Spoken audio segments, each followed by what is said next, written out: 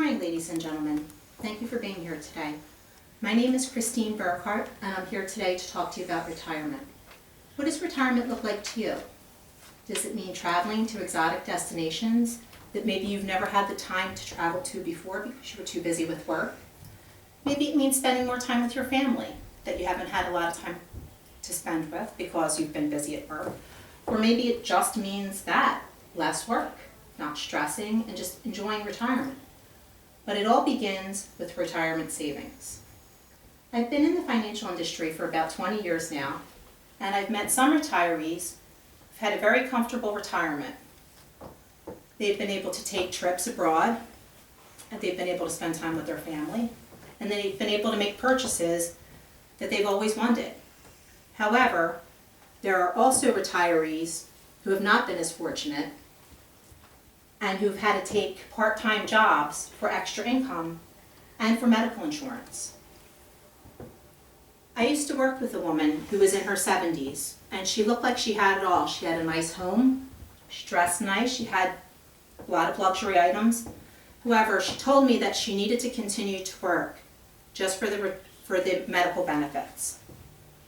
And that's the case with a lot of people. They don't have enough in their retirement savings. Which brings me to our first question. At what age should you start to think about saving for retirement? Most young adults probably haven't started thinking about retirement yet. It seems so far away. If you're in your 20s, 40 years is a lifetime. However, even though you do have student loans and you have rent, other expenses, it's never too early to start saving. I started contributing to my retirement account in my 20s. But I had to take a distribution as a down payment on my first home. Things like this are going to happen. A new home, a car, college tuition for your children. You're going to have expenses. But you don't have to budget a lot of money to start saving. I have here a Starbucks coffee. This is $4.50. $4.50 a day times 30 days in a month is $135 a month.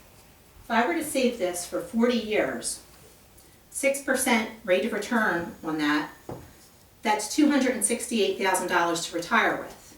And that's substantial, with no extra savings other than just giving up my Starbucks. It could be double if it was cigarettes. $9 a day for a pack of cigarettes. That's $500,000 at retirement just for giving up a bad habit. But before we get into the ins and outs of saving, let's start by describing the different types of retirement accounts. First, there's an individual retirement account, an IRA. An IRA is tax deductible. However, when you take a distribution from your retirement account, you will be taxed on those funds. And if you take a distribution before the age of 59 and a half, you will incur a 10% penalty in addition to the taxes. Another type of IRA account is a Roth IRA. That's different from a traditional IRA in the fact that it is not tax deductible. However, if you take a distribution, you will not be taxed on those dollars. I read in an article in Barron's by Dan Wheel, there's still time to get tax boost by contributing in an IRA in 2019. If you're not sure whether you should invest in a traditional IRA or a Roth IRA, you should lean towards a traditional IRA because you can always convert to a Roth IRA at a later time. The last type of retirement account is a 401k. A 401k is usually established by your employer. And if you're lucky enough, you might get a match from your employer for some of your savings. And that was quoted by Ron Lieber in the New York Times, How to Win at Retirement Savings in 2017. So now that you know the different types of retirement accounts, I can tell you why it's important to start saving now. When should you start contributing to a retirement account? The best answer to that is as soon as possible. Catherine Schnaubelt said in Forbes, 3 reasons to start saving for retirement now in 2018. As life expectancies increase, many retirees face the possibility of outliving their savings. And I found this to be true with many people. It's detrimental if you don't have enough to get by. You're going to be working in your latter years when you should be enjoying your retirement. So how much should you have in your retirement account at the age of 30? I also read an article from Chris Carosa in Forbes magazine, Your 401k by Age 30 in 2019, that if you have $100,000 in your 401k account at the age of 30 with no other contributions, with an 8% average increase, that you will have $1 million at 60 years old. Doesn't sound like that much considering inflation.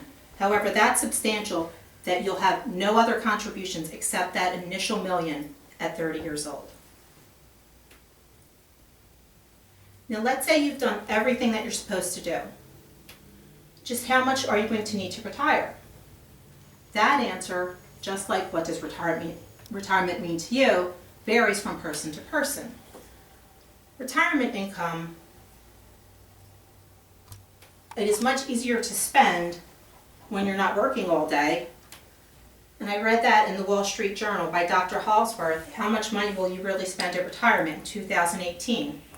And it makes sense. If you're home all day, you're not focusing on other things. You're going to be spending and online or whether you're in the store spending. And then that's cutting into your income. Another source of income when you retire is your Social Security. And a lot of people are concerned that Social Security might not be around when they retire.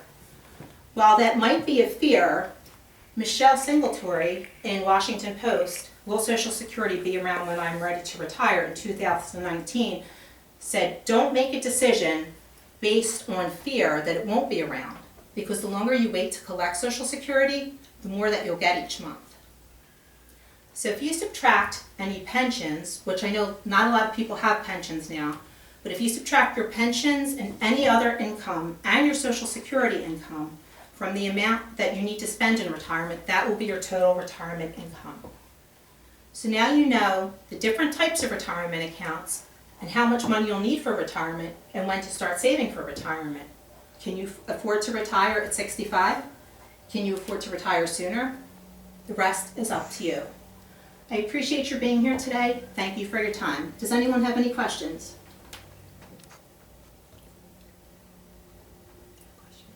If I haven't started saving for retirement yet, what are my first steps to get started? If you have the 401k with your employer, it's best to contribute as much as you can, max out the contribution, and then the employer will match that. It's never too late to start saving, even if you get a later start. How do you know, you had mentioned that you need $1 million was the one example that you gave. How does someone determine I need $1 million or? It all depends on your financial situation, how much you like to spend, if you have higher spending habits than others, if you like to take trips, if you want an inheritance for your children. It all depends on your personal situation, how much money you spend when you're younger, because you won't have that income. Okay. I had a 401k with an old employer Mm-hmm. that rolled into an IRA. What do you recommend I do with that? Invest.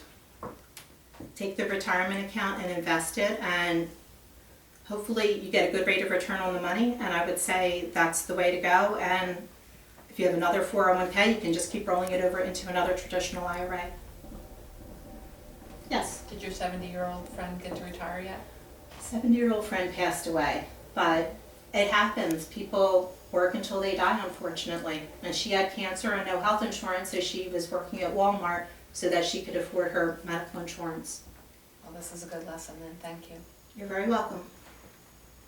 Any other questions?